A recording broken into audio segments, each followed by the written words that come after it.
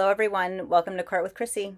Today we visit Leelanau County, where Judge Stepka discusses mediation progress with a deceased man's girlfriend and daughter.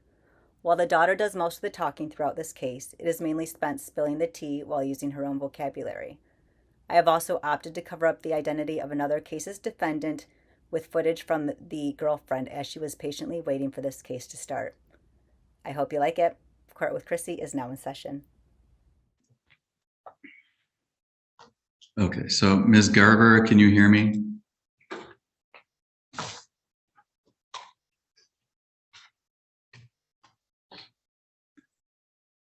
She's muted. Ms. Garver, you're muted. You need to unmute so I can hear you, please. Can you hear me now? Yes, thank you. All right, so we were talking about mediation. You were ordered to go to mediation. Sounds like you didn't do mediation, so why didn't you do mediation? I went to mediation, but the way that I was looking at it is, I don't know if you're well aware of this, but I'm in the process of probate court right now between me and my two older siblings through my dad's stuff. He passed away back in August of 2021. Ma'am, the connection here is not good. I can't understand you. Just let me know, yes or no. Did you go to mediation? I did go to mediation, Your Honor, yes. Did you participate in mediation? No, I didn't. I wish to stay muted while I was there because I do have two other siblings that are kind of involved in this, and it's an open probate court matter.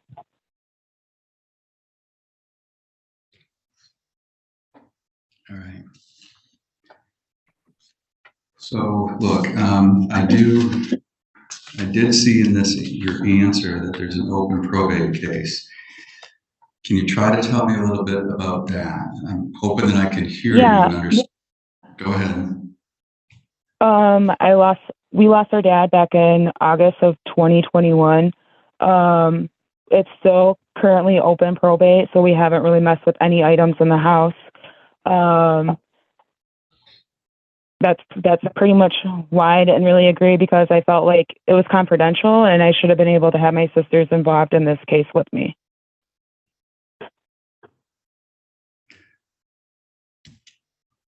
Okay, so Ms. Fink is requesting $6,500, which happened to be right at the jurisdictional limit in small claims court, but she states, I want my personal belongings that were left at 16 Center Highway, Sutton's Bay. I've asked and offered to trade items for my belongings. I've offered to buy my belongings back, to no avail. And then she lists a number of personal items: a table, chopping block, photos, jewelry, personal papers, stained glass. So are those items, I guess I'm asking Ms. Garber, are those items the subject of a probate case?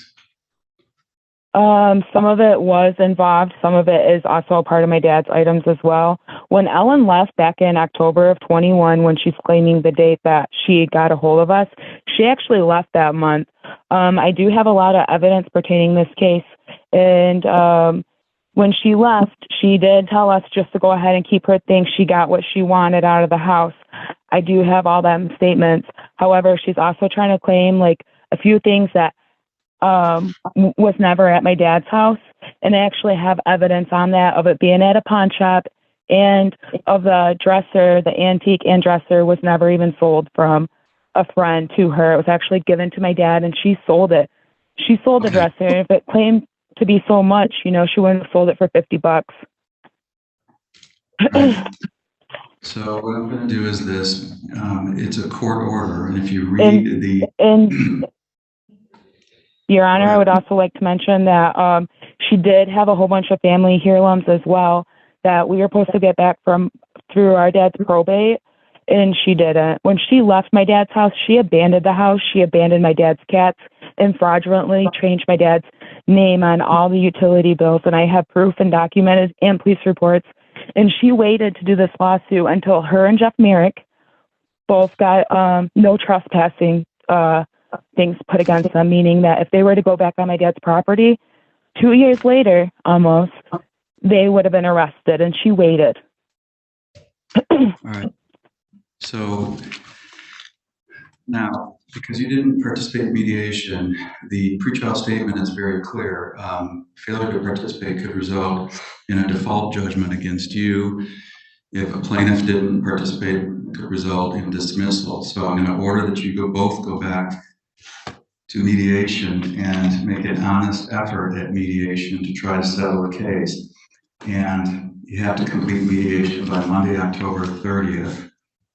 And Your Honor, the only reason why I wasn't agreeing is because my siblings were not allowed to be there. However, Ellen's fraudulently lying on this documentations stating that we have an antique dresser in her jewelry when her and her daughter pawned off that jewelry, and I have the documentations.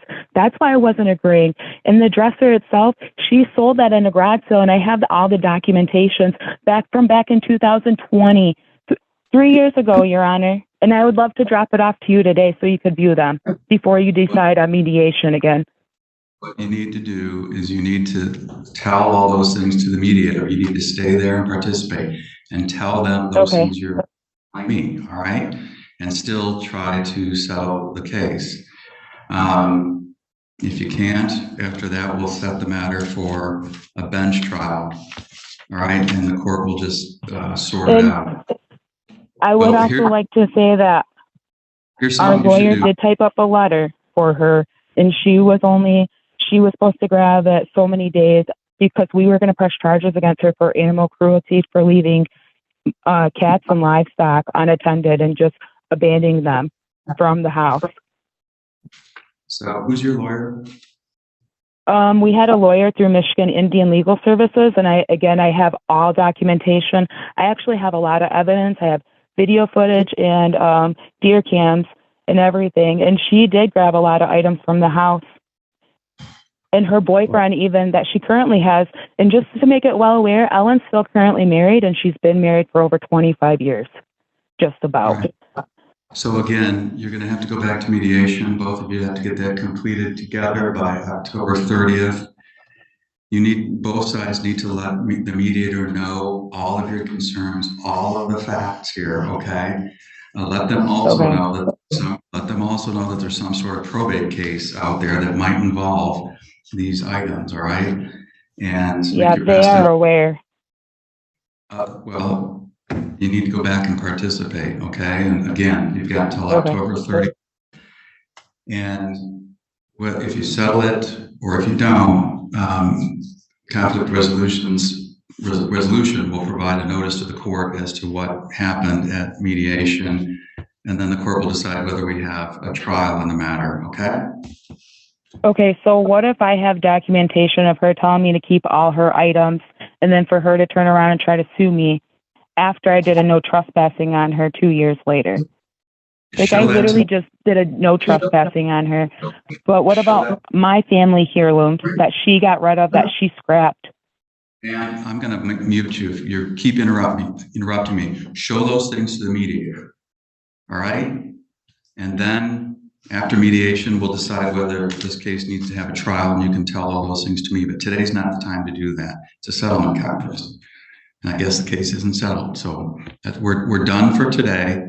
Again, October 30th, mediation has to be complete. And if one of you don't do it, you're going to have adverse consequences. If it's you, Ms. Garber, your case will be dismissed if you don't participate. And if Ms. Fink doesn't participate, then her case will be dismissed. I meant to say, Ms. Garber, you would have a default judgment if you don't participate. So there we go. You're all set. Please get it done by October 30th. All right? Yes, Your Honor. So I'm going to mute everybody now. We'll go on to the next case. Go back to Mr. Pike. Oh, Mr. Pike's here, but Mr. Travis isn't here.